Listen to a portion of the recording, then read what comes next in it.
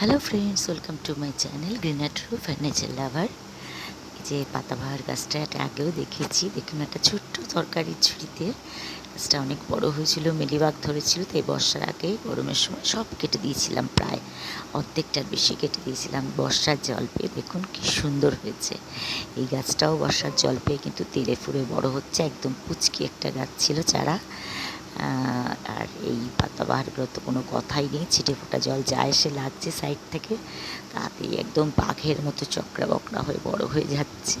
সত্যি কথা বলতে এই এত গাছকে ছড়িয়ে ছিটিয়ে রাখার মতো না জায়গা নেই ছাদে, তাই এদেরকে কোনায় কোনাতেই রাখতে হয়েছে। এটাও তাই, দেখুন কত লম্বা। এত বড় গাছকে মাঝখানে রাখা, আমার গাছ ছাদটা যেহেতু লম্বা সরু, পাশে জায়গা কম, এভাবেই রাখতে হয়েছে। আর এই গাছটা কিন্তু নতুন সংযোজন, এই পাতাবাহারটা আগে ছিল না, পাশের বাড়ি একজন দিয়েছে, ছোট্ট একটা পুচকি গাছ। এটা পাতাবাহারটা কিন্তু নতুন। আর এগুলো তো আগে ছিল, দেখেছেন। স্প্রিং পাতাবাহারটাও কিন্তু বেশ ভালো হয়েছে, বৃষ্টির জল পেয়ে ছিটে ফোটা।